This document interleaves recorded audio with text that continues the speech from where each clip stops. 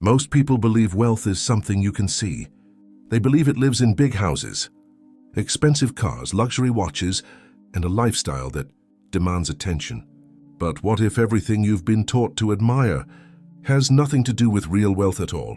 The truth is uncomfortable, because the things that look like wealth are often the very things that destroy it. We praise spending. We celebrate visible success. We admire people for what they show us, but we never see what actually matters. We never see the savings that weren't spent, the risks that weren't taken, the lifestyle that was deliberately avoided. And that is where real wealth lives. This creates a dangerous illusion. We confuse appearance with security. We confuse attention with independence. And slowly, without realizing it, we start chasing signals instead of substance. The irony is this: the person who looks the richest in the room is often the one with the least freedom. Because real wealth doesn't announce itself. It doesn't need validation. It doesn't ask to be admired. Real wealth is quiet. It's patient. And most importantly, it's invisible. If you've ever felt pressure to look successful, if you've ever compared your life to what others display, if you've ever wondered why money doesn't bring peace the way you expected, then this book is for you. In the next few minutes, we're going to break one of the most common financial illusions of modern life. The belief that wealth is something you can see. And as we move forward, you'll begin to understand a simple but powerful truth. The most important financial decisions in your life are the ones no one ever notices. If this way of thinking resonates with you, make sure you stay with us. Because what you're about to hear isn't about getting rich. It's about becoming free. What people see versus what wealth really is. When people think about wealth, they think about what can be seen. They think about lifestyle. They think about spending. They think about the visible rewards of money. This way of thinking is natural. The human brain is wired to respond to what is obvious, colorful, and immediate. We notice the new car far more than the years of savings that paid for it. We admire the house, not the discipline behind it. But this is where a critical mistake begins. Because what we see is not wealth. What we see is consumption. Wealth is built quietly, while no one is watching. It grows in the background unnoticed, often uncelebrated. It exists in the decisions to delay pleasure, not display it. Think about it carefully. Every visible sign of wealth, every purchase, every upgrade, every symbol of status is evidence that money was spent, not saved. And yet we train ourselves to admire exactly those moments. We praise spending because it creates a story we can see. Saving, on the other hand, creates nothing visible at all. No applause, no recognition, no proof. But saving is the very thing that creates financial strength. This confusion leads people to chase the wrong goal. They don't aim for security. They aim for signals. Signals tell the world, I'm doing well. But wealth quietly asks a different question. How long can I survive if nothing goes my way? That difference changes everything. Because real wealth is not about looking successful today. It's about remaining stable tomorrow. It's about having control when circumstances change. And the uncomfortable truth is this: the most important financial progress in your life will rarely feel exciting. It will feel boring, uneventful, invisible. That is why so few people pursue it consistently. To understand this more deeply, we need to explore why human beings admire spending so easily, and why discipline receives almost no attention at all. Why spending gets praise, saving doesn't. Spending is easy to admire because it tells a clear story. It is immediate, it is visual, and it fits perfectly into how human attention works. When someone buys something expensive, the brain receives instant information. There is a car to see, a house to walk through, a lifestyle to observe. Saving offers none of that. There is no moment to celebrate restraint, no visual proof of discipline, no signal that says, this person made a smart decision. So our minds naturally lean toward what they can see. This isn't a flaw in character. It's a limitation of perception. Human beings evolved to respond to visible cues. What moves, shines, or stands out captures attention. What is quiet, delayed, and invisible is easily ignored. That is why spending feels rewarding even beyond the object itself. It comes with recognition, with social validation, with the sense that progress has been made. Saving, on the other hand, often feels like nothing happened. No one compliments the money you didn't spend. No one notices the risk you avoided. No one applauds the patience it took to wait. And because of this imbalance, people subconsciously associate spending with success. They begin to believe that visible consumption is proof of forward movement, but this belief quietly rewires behavior. And instead of asking, "Is this improving my future?" people ask, "What will this look like to others?" The moment approval becomes the goal, financial decisions stop being rational. They become performative, and performance is expensive. Understanding this psychological bias is critical because it explains why so many intelligent people struggle with money, not due to lack of knowledge, but because the human mind is drawn to applause more than stability. To see how damaging this can become, we now need to look at what happens when people start comparing their lives based only on what they can see. The social comparison trap. One of the most damaging habits money creates is comparison. Not because comparison is intentional, but because it feels unavoidable. Human beings have always compared themselves to others, but money amplifies this instinct in a dangerous way, because unlike effort, discipline, or patience, money is often judged through outcomes that are visible. We don't compare balance sheets, we compare lifestyles. We don't compare years of sacrifice, we compare results. This is where the illusion deepens. When you see someone living well, you assume their life is stable. You assume comfort. You assume control. But what you are actually seeing is only the surface layer of their financial story. You don't see their savings rate. You don't see their debt. You don't see the stress required to maintain appearances. Yet the mind fills in the gaps automatically. It assumes success where there may only be pressure. This creates a subtle but powerful distortion. People begin to feel behind, not because they are failing, but because they are comparing their full reality to someone else's carefully selected highlights. Over time, this comparison becomes internalized. It changes how people define progress. They stop measuring improvement by stability or peace of mind, and start measuring it by how closely their life resembles others. This is especially dangerous because it removes context. Two people can earn the same amount of money and live completely different financial lives. One may have margin, flexibility, and security. The other may be fragile, exposed, and anxious. But comparison ignores that difference. It treats visible success as the entire story. And once comparison takes control, financial decisions lose their independence. People don't ask what fits their life. They ask what keeps them competitive. That mindset turns money into a social scoreboard. And scoreboards encourage reckless behavior. The tragedy is not that people want comfort or enjoyment. It's that comparison convinces them they must prove it. And proof is expensive. To break this cycle, we need to understand a deeper truth. Real wealth has nothing to prove, because it is not built for observation. It is built for resilience. Real wealth is options, not objects. At its core, real wealth has very little to do with the things you own. It has everything to do with the options you have. Objects are static. They sit in one place. They impress for a moment, and then they fade into normality. Options, on the other hand, are dynamic. They give you flexibility. They give you control. And most importantly, they give you the ability to respond when life changes.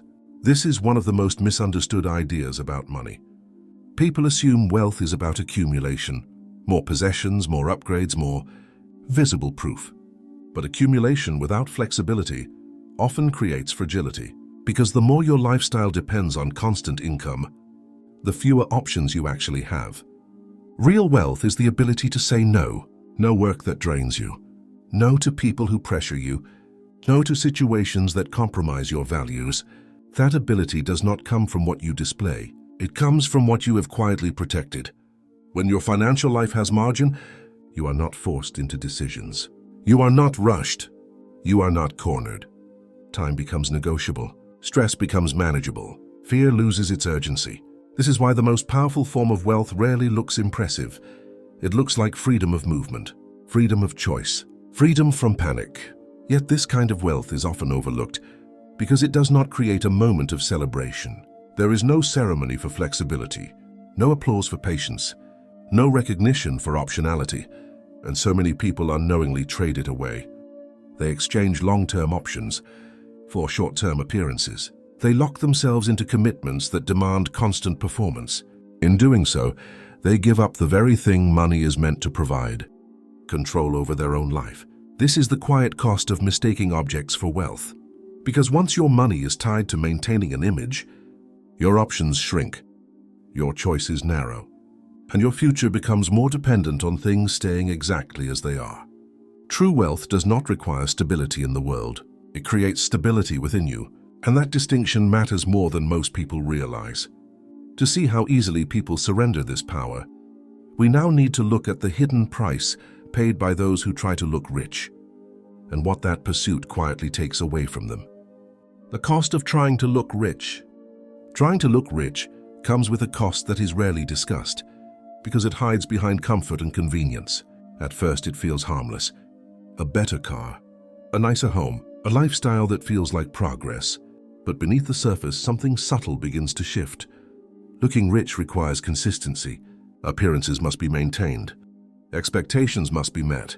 And once a certain image is established, it becomes difficult to step away from it. This is where pressure enters the picture.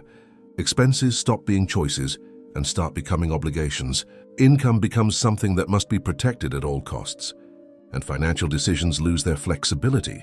What once felt like success slowly turns into dependency. The problem is not spending itself. The problem is spending that creates fragility. When a lifestyle depends on uninterrupted income, even small disruptions feel dangerous. A missed opportunity, a delayed paycheck, an unexpected expense. Each one carries more emotional weight than it should. This is how anxiety quietly replaces confidence. People who look wealthy often appear calm on the surface, but internally they are managing risk constantly. They are thinking about timing, about expectations, about how much room they have before something breaks.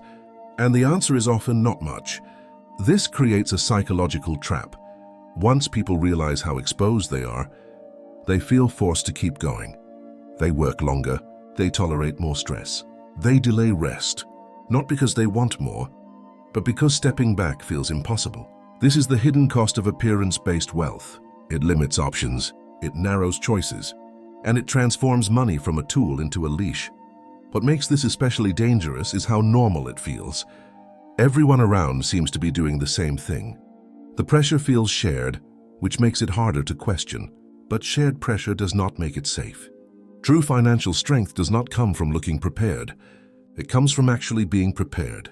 And preparation is invisible. The moment money stops serving your life and starts demanding that your life serve it, something fundamental has been lost. That loss is not measured in dollars. It is measured in freedom. To understand how this freedom is quietly preserved by those who build wealth the right way, we now need to examine the role of invisible reserves, the kind of wealth that never seeks attention, but provides stability when it matters most. Invisible wealth builds security. Invisible wealth does something that visible success never can. It creates security, not excitement, not admiration, not applause. Security. This is the quiet foundation upon which real financial confidence is built. When you have reserves that no one sees, your relationship with uncertainty changes. Unexpected events lose their power. Delays become manageable. Setbacks feel temporary instead of threatening. This kind of security doesn't announce itself, but it shapes every decision you make. You speak differently when you are not desperate. You negotiate differently when you are not exposed. You think more clearly when fear is not constantly present in the background. Invisible wealth creates margin, and margin creates calm. Most people underestimate how valuable this calm really is.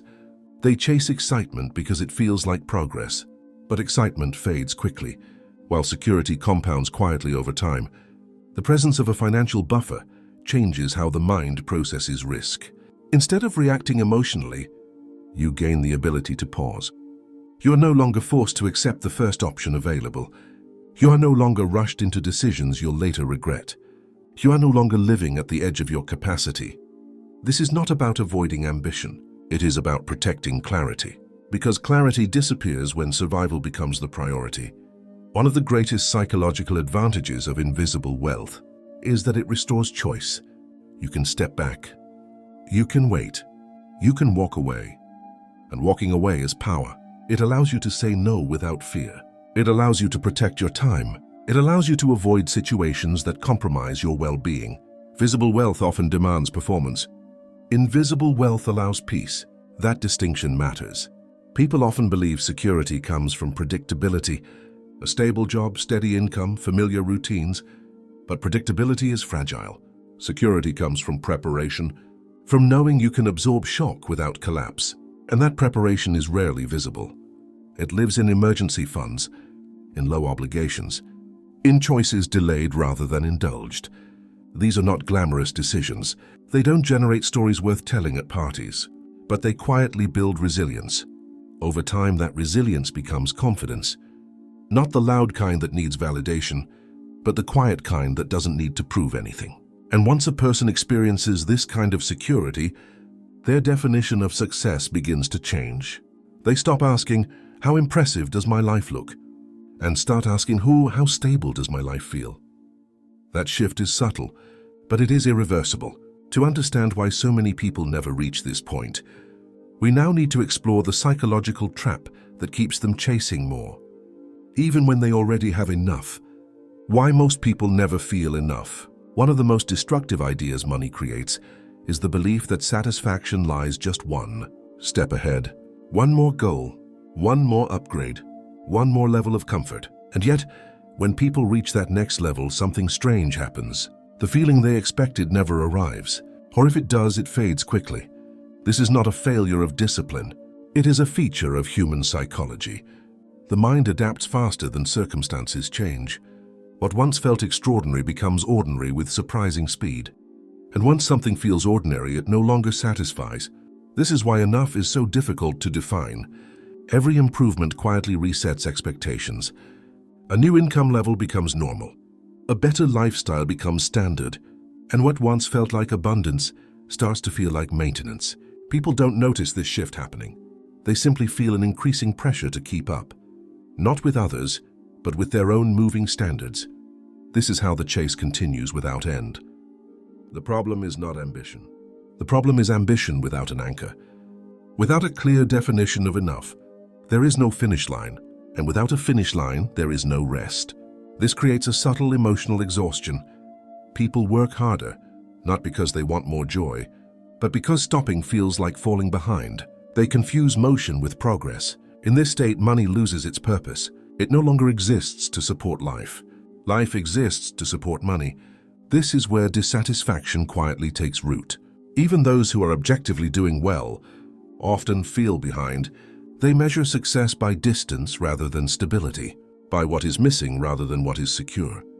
And because enough is undefined, comparison re-enters the picture. There will always be someone earning more, living bigger, displaying success more loudly. When comparison replaces contentment, no amount of progress feels sufficient. This is why some of the most financially successful people still feel anxious, restless, or unsatisfied. They solved the money problem, but never defined the purpose of money in their life. Enough is not a number. It is a decision. It is the moment you decide that safety matters more than status. That flexibility matters more than appearance. That peace matters more than applause. Without that decision, money becomes an endless negotiation with desire, and desire is never satisfied. This is why invisible wealth often brings more peace than visible success, because it is built with limits. Limits that protect time, limits that protect attention, limits that protect mental health. People who understand this do something different. They stop escalating their lifestyle endlessly. They stop redefining success every time their income grows. Instead, they choose stability over stimulation. This choice does not look impressive. It does not create excitement, but it creates relief. And relief is what many people are actually searching for when they say they want more. To understand how this mindset quietly changes behavior, we now need to look at the role of humility in financial strength, and why the most powerful money habits rarely demand recognition. The quiet power of financial humility. Financial humility is rarely discussed because it does not fit the image most people associate with success. It does not seek attention. It does not compete. It does not announce progress. And yet, it is one of the strongest forces behind lasting wealth. Humility in money is not about thinking less of yourself. It is about understanding your limits and respecting them. People with financial humility do something quietly powerful. They acknowledge uncertainty. They accept that the future is unpredictable. and instead of trying to dominate that uncertainty, they prepare for it. This mindset changes behavior in subtle ways. It reduces overconfidence. It discourages unnecessary risk, and it replaces ego-driven decisions with long-term thinking. Humility allows people to build margins of safety instead of pushing every resource to its limit. They don't assume things will always go well. They don't build plans that only work under perfect conditions. They leave room for error. This is not pessimism, it is realism. And realism is a powerful advantage in a world that often rewards optimism until it suddenly punishes it. Financial humility also protects against comparison. When you are secure in your own definition of success, you no longer need to prove it to others. You stop measuring your progress by what people can see and start measuring it by how resilient your life feels. This shift reduces pressure, it removes urgency, and it restores clarity. People who practice financial humility are less likely to chase trends, less likely to follow crowds, and far less likely to confuse momentum with wisdom. They understand that survival is more important than brilliance, that consistency matters more than intensity, and that avoiding ruin is more valuable than achieving admiration. This is why many of the strongest financial positions are built quietly over long periods of time, without dramatic stories or visible milestones. Humility makes patience possible.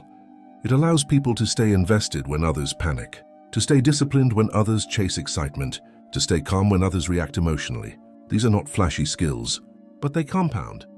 Over time, financial humility builds something rare: confidence that does not depend on circumstances, confidence that does not disappear when markets shift, confidence that does not require constant reassurance, confidence that comes from preparation, not prediction. And this is where the chapter begins to come full circle.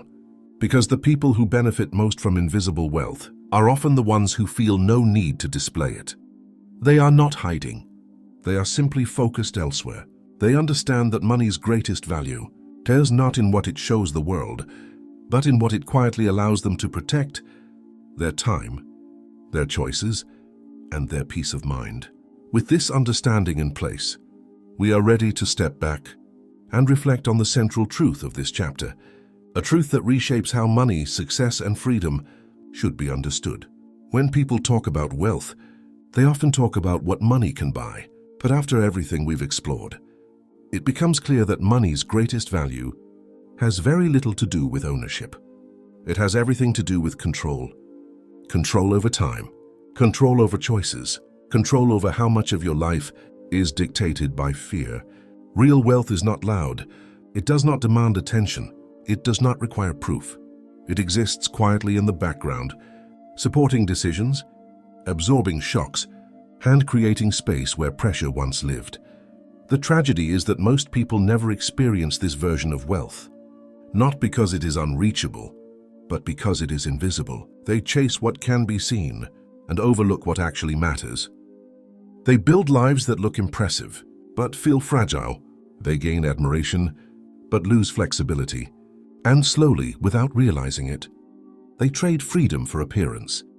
This chapter is not asking you to reject ambition. It is asking you to redefine it. Success does not need to announce itself. Security does not need validation. And peace does not come from comparison. Wealth is not about having more. It is about needing less from the world to feel stable. It is about designing a life where your financial decisions support your values, not your ego. Where your money works quietly in your favor. Instead of demanding constant attention, if there is one idea worth carrying forward, it is this: the most powerful financial progress you will ever make will happen when no one is watching. No applause, no recognition, no external confirmation. Just calm, just margin, just freedom. And once you understand that, you stop asking how wealthy you look and start asking how resilient your life really is. That question changes everything.